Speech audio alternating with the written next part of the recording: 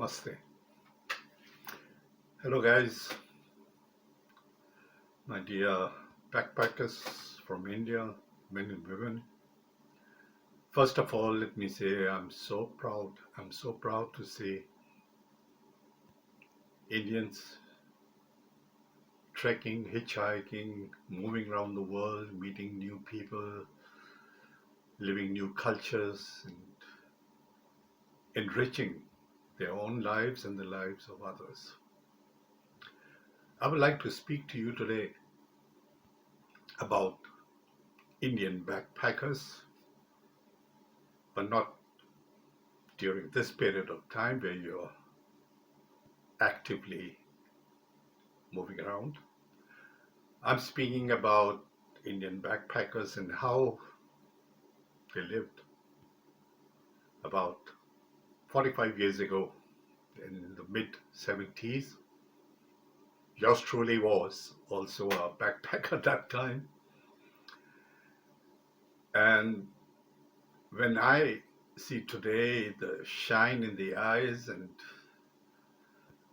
of my countrymen and women as they travel around the world, I feel the same feeling once again after so many years. I would like to speak a little today about the conditions that existed then. Uh, Mid 70s, as you know, was the time after Woodstock, Fairfield, music, drug, rock and roll, and things like that. And a search for spirituality and a lot of people from West moved to the East to follow, learn, and experience the spirituality. At that time, there were two streams of people moving. A stream from west towards east, like I said, and there was a very, very minor group of people moving from the Indian subcontinent also towards the west to experience new ways, new cultures, new religions, new ways of thinking. And that was a very important part in those days. That was really something that we wanted to see, because we lived that time in a beautiful country with very less possibility of our own experience with the Western civilization, with other civilizations. So at that time, there were two streams, one moving from east to west and a small part moving from west to east. I don't know how it is these days, but in those days, getting a passport was not an easy task. It was quite difficult.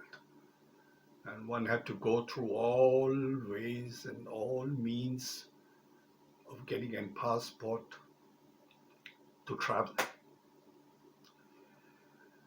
And I do not know if you knew that at that time our passport was not valid for too many countries. But anyway, when you feel this feeling of wanting to live, trying to see, trying to experience, you manage it somehow or the other.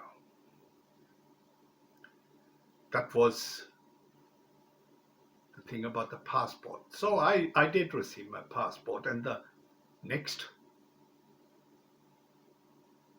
issue was with visas, and that I experienced also along the way, that it wasn't easy for Indians to get visa in so many countries, but we managed. We managed. And one thing that was also actual at that time, the normal regulation at that time was you could leave India if you wanted foreign exchange from the Reserve Bank of India. You got 500 US dollar that you could buy, and then it was stamped in your passport and it was valid only for 3 years. After 3 years, you could reapply for foreign exchange. That was another thing that made it difficult for us Indians to travel around. And one more factor, I do not know if this exists in the modern India now, was the fact that you had to buy a return ticket. If you went out of your country, you had to buy a return ticket. Exact at that age, mid 20s, what do?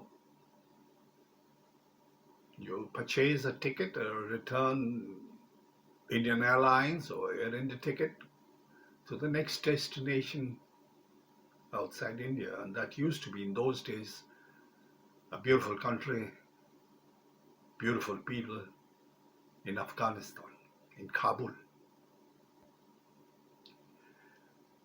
And then you travel around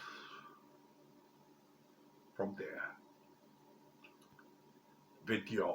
towards your destinations. You can imagine that a budget of 500 USD, it didn't last long. And the best part of it was that we had a lot of help from many beautiful countries, from many beautiful people and ideas.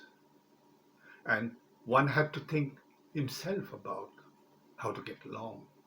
So I took my guitar along, play along somewhere or the other on the streets and earn some money to eat and journey.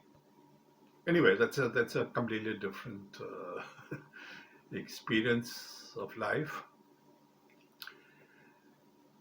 What we didn't have, but this is what I wanted to speak about today, is we had no mobile phones. So there was the question of connecting with one another was not so easy. You could not call your friends or get some information. You had to wait sometimes to get a visa in some countries. You had to wait for days. And keep going and asking, yeah, whether it's ready, whether you can get it, and how long it takes, and then you had to manage to stay somewhere also. It was adventure. We did not have the taxi apps. What you have, you can ring up and get a taxi to take you somewhere and book a flight. And neither did things like couch surfing exist those days. We didn't even know about it. It didn't happen. Or simple things that one is used to these days. Zum Beispiel Google Maps and cards. And we had a atlas. I had to take it along, and language was no barrier because most of us could speak English, and we exchanged views.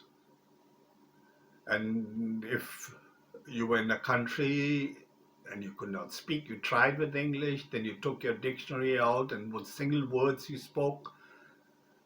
But communication always works. It works always. And it was, for me and for many of our backpackers those days, an experience that communication between people is absolutely no problem. Yes, and what I see very often these days and experience it, and I'm so happy to learn so much from our soul backpackers all around the world, is through the media of YouTube. That did not exist those days. Pity, but that's how it was.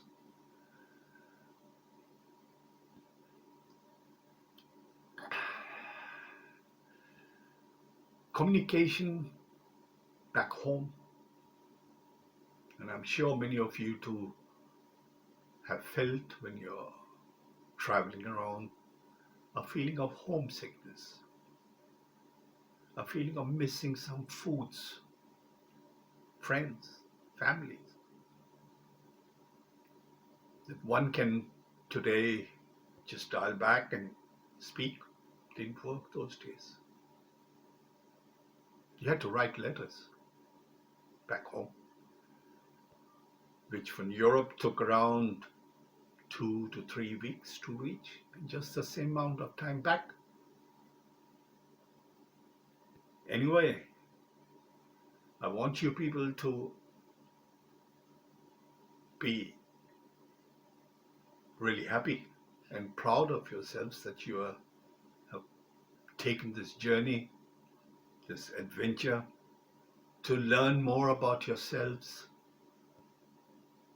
about other cultures, religions, views, ideas, truths.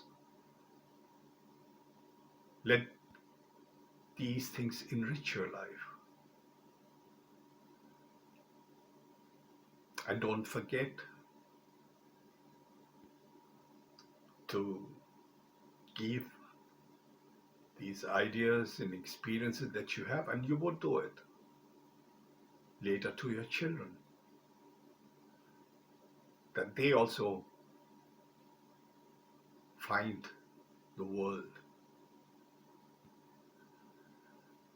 And I wish you from my heart great experiences wherever you may be today in the world. You all are ambassadors of India.